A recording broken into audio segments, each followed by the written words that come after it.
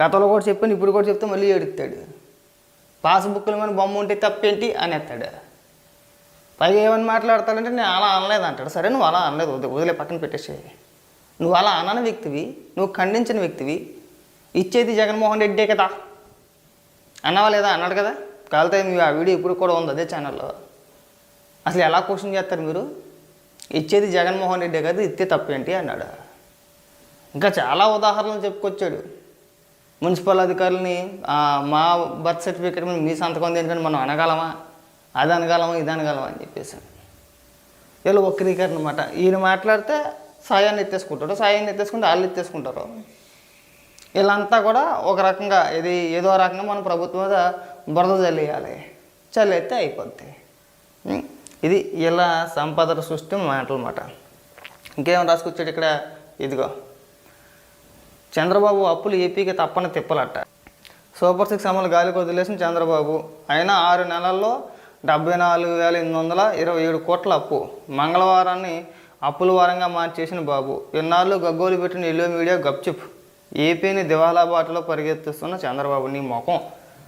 జగన్మోహన్ రెడ్డి ఎప్పుడో దివాలా దిశగా రాష్ట్రాన్ని నడిపించేసాడు. ఇప్పుడు మళ్ళీ కొత్తగా చంద్రబాబు నాయుడు గారే నడిపించవసరం లేదు. మీరు చేసిన అప్పులకే చంద్రబాబు నాయుడు గారి మైండ్ బ్లాక్ అయిపోయింది. వీడు మనిషా పశువు? అసలు 5 ఏళ్ళు ముఖ్యమంత్రిగా పాలించాడు, అసలు ఏం చేశాడు మాకే అర్థం కావట్లా. ఎన్ని లక్షల కోట్ల రూపాయలు అప్పులు చేసాడు, ఒక తీరు తినలేదు. అసలు తవ్వే కొలది అప్పులు బయటపడుతున్నాయి. దీన్ని ఏ విధంగా పోడ్చాలి, రాష్ట్రాన్ని ఏ విధంగా ముందుకు తీసుకెళ్లాలని చెప్పేసి మాకే అర్థం కావట్లేదని ఓ పక్క చంద్రబాబు నాయుడు గారు, పవన్ కళ్యాణ్ గారు తలా నెత్తునూరు కొట్టుకుంటుంటే, ఇక్కడికి వచ్చేసి ఏకంగా ఏపీకి తప్పని తిప్పలు, అప్పులు, పప్పులు, బెల్లం ముక్కలు అని చెప్పేసి ఇలా మాట్లాడే మాటలు. మీ హయాంలో 10 లక్షలకు పైగా కోట్ల రూపాయలు ఎందుకు అప్పులు చేసారు అంటే ఒకడు మాట్లాడతాం, నిజంగా ఒకడే మాట్లాడతాడు. దానికి సమాధానాలు చెప్పరు. మాట్లాడితే ఏమన్నా అంటే నేను 2,70,000 కోట్ల రూపాయలు పనిచేసాను అంటాడు. కరెక్టే, నువ్వు 2,70,000 కోట్ల రూపాయలు పనిచేసావు. మరి నువ్వు చేసిన 10 లక్షల కోట్ల రూపాయలు పైన అప్పులు, వాటి సంగతి ఏంటి? ఏవైనా నువ్వు చేసిన 10 లక్షల కోట్ల రూపాయల అప్పుకి నువ్వు పంచిన 2,70,000 కోట్ల రూపాయల అప్పుకి ఏమైనా సంబంధం ఉందా? అసలు ఏమైనా సంబంధం ఉందా? సంబంధం లేదు. ఏంట్రా అంటే దానికి సమాధానం ఉండదు. ఇది రాష్ట్ర రాబడి కాకుండా, రాష్ట్ర ఆదాయం కాకుండా నువ్వు చేసిన అప్పు అంతా, నువ్వు పంచింది అంతా, దానికి సమాధానాలు ఉండవు. ఇవాళకి కూడా తిన్న కాడికి తినేసావు, మన సాక్షికి దోచిపెట్టేసావు. ఎవడైనా మాట్లాడేవాడు సిగ్గు సెరవు ఉంటే ఒకవేళ ప్రభుత్వాన్ని విమర్శించకూడదా అంటే ఖచ్చితంగా విమర్శించవచ్చు. విమర్శించేవాడికి ఎవరికైనా సిగ్గు సెరవు ఉంటే ఈ సాక్షికి సంబంధించి సాక్షి పత్రిక కానీ, సాక్షి టీవీకి కానీ, ప్రకటన రూపంలో కానీ, ఇతర ఏ రూపంలో అయినా సరే కొన్ని 100 కోట్ల రూపాయలు కట్టబెట్టేసాడు. మామూలు కట్టబెట్టల, 100 కోట్ల రూపాయలు. ఉదాహరణకి వాలంటీర్లు, సచివాలయ ఉద్యోగులు 2,60,000 మందికి ప్రతి నెల మీకు మేము 200 రూపాయలు కేటాయిస్తున్నాం, మీరు సాక్షి పేపర్ కొనండి, అందులో వార్తలు చదవండి, మీ పరిధిలో 50 ఇళ్ళు ఏవైతే ఉన్నాయో ఆ ప్రజలందరికీ కూడా తెలియజేయండి, కాబట్టి మీకు నెలకు 200 రూపాయలు అన్నాడు. ఎంతైంది? తక్కువ లెక్కైతే నేను ప్రతి వీడియోలోనే చెప్పేది మళ్ళీ చెప్తా. 2,60,000 మంది ఇంటూ 200 వేసుకుంటే 5,20,00,000 అవుద్ది నెలకి. 20 లక్షలు పక్కన పెట్టేసే పోనీ, నెలకు 5 కోట్ల రూపాయలు, సంవత్సరానికి 60 కోట్లు, 5 ఏళ్ళకి 300 కోట్ల రూపాయలు సాక్షి పత్రిక కట్టిపెట్టేసాడు. కేవలం వాలంటీర్ల ద్వారాగా, సచివాలయ ఉద్యోగుల ద్వారాగా కొనడానికి మాత్రమే. దానికి ఎవరైనా సమాధానం చెప్పిన తర్వాత మీరు ఎన్ని సొల్లు ఉపన్యాసాలని చెప్పండి, మేము వింటాం. మీరు ప్రభుత్వాన్ని ఏ రకంగా విమర్శించినా, చంద్రబాబు నాయుడు గారు ఏ రకంగా విమర్శించినా ముందు మీరు చేసిన అవినీతికి సమాధానం చెప్పి ఆ తర్వాత మనం ఉపన్యాసాలు ఇక్కడ ఇవ్వాలి.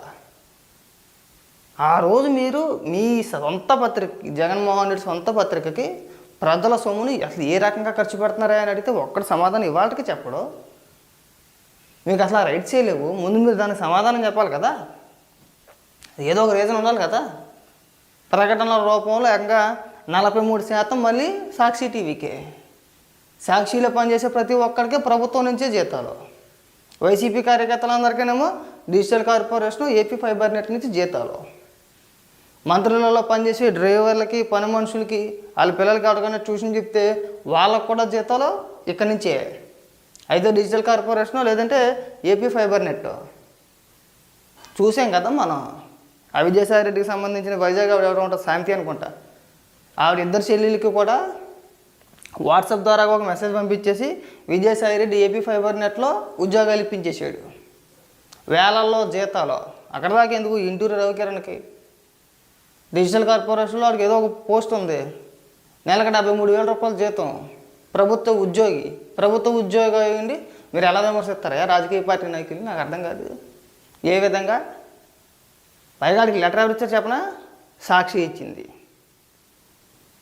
సాక్షి లెటర్ ఇచ్చేస్తే డైరెక్ట్గా తీసేసుకోవడమే. ఆడికి కానీ ఆడాడో వర రవీందర్ రెడ్డి కానీ ఆ బోరిగడ్డ అనిల్ గడికి ఆడికి ఏకంగా ప్రభుత్వం నుంచి సెక్యూరిటీ. ఇలాగా మీరు అధికారంలో ఉండి ఇష్టానుసారంగా మీ కార్యకర్తలకు దోచిపెట్టేసి మీ నాయకులు దోచేసుకొని అడ్డగోలుగా మీరు తినేసి, మామూలుగా తినేయడం కాదు, ఇష్టానుసారంగా మీరు తినేసింది కాకుండా ఇవాళ ఇక్కడికి వచ్చి ఏదో ఉపన్యాసాలా, ఏదో సొలు డ్రామాలా. అసలు కొంచెం కూడా సిగ్గు అనిపించట్లేదు, నామూషి అనిపించట్లేదు. అంటే జనాలకి ఏం గుర్తుండదులే, జనాలు మర్చిపోతారులే. మనం వాళ్ళు ఏం మాట్లాడినా సరే రేపటికి ఎవడో గుర్తుంటుంది, అందరూ మర్చిపోతారు అనుకుంటున్నారేమో. ఎవ్వరూ మర్చిపోరు, గుర్తుపెట్టుకుని బాగా. అందరికీ అన్నీ గుర్తే. మీరు ప్రభుత్వాన్ని విమర్శించొద్దు అన్నట్లా ముందు అసెంబ్లీకి వెళ్ళమని అంటున్నాం మేము. జగన్మోహన్ రెడ్డి అసెంబ్లీకి వెళ్తే ఖచ్చితంగా ఇప్పుడు నేను ఏదైతే చెప్పానో ఈ సాక్షి కానీ, సాక్షి పత్రిక కానీ, సాక్షి టీవీకి కానీ ప్రకటనల రూపంలో ఇచ్చింది, అలాగే వాలంటీర్లకి 200 రూపాయలు చొప్పున ఇచ్చిన జీవో ఒకటి దానికి సంబంధించి ఇవన్నీ కూడా అసెంబ్లీలో అడుగుతారు. మీ కార్యకర్తలని డిజిటల్ కార్పొరేషన్లోని ఏపీ ఫైబర్ నెట్లోని పెట్టేసుకొని వేల రూపాయల జీతాలు ఎలా కట్టబెట్టామని చెప్పని అడుగుతారు ఖచ్చితంగా. అది కాకుండా ఒక 70 మంది సలహాదారుని పెట్టేసుకున్నాం, ఒక్కొక్కరికి లక్షల్లోనే జీతం, 3.5 లక్షలు 4 లక్షలు. అవి కాకుండా మళ్ళీ ప్రత్యేకంగా ఎలవెన్స్లు, ముఖ్యంగా అందులో సజ్జల రామకృష్ణారెడ్డిగా తక్కువ లెక్కతో 140 కోట్ల రూపాయలు కట్టబెట్టేశాడని చెప్పి టాకు. అది ఏ రకంగా కట్టబెట్టేసాడని దేవుడికి తెలియదు. ఇవన్నీ వస్తాయి మనం అసెంబ్లీకి వెళ్తే. మనం గతంలో ప్లే చేసి చూపించేసేవాళ్ళం కదా, అసెంబ్లీలో టీవీ వేసి ప్లే చేసి చూపించేసేవాళ్ళం కదా. అలా చూపించేస్తారు నీ బాగోతాలని అక్కడ. ఇవాళ అసెంబ్లీకి వెళ్ళకపోవడానికి కారణం కూడా అదే. ఒకవేళ నిజంగా నువ్వు అది ఏ తప్పు చేయలేదు, నేను ఎవరికీ దోచిపెట్టలేదు, నేను ధైర్యంగా వెళ్ళగలుగుతాను అనుకుంటే నువ్వు నిస్సందేహంగా అంటే భయం లేకుండా ఖచ్చితంగా వెళ్ళేవాడివి.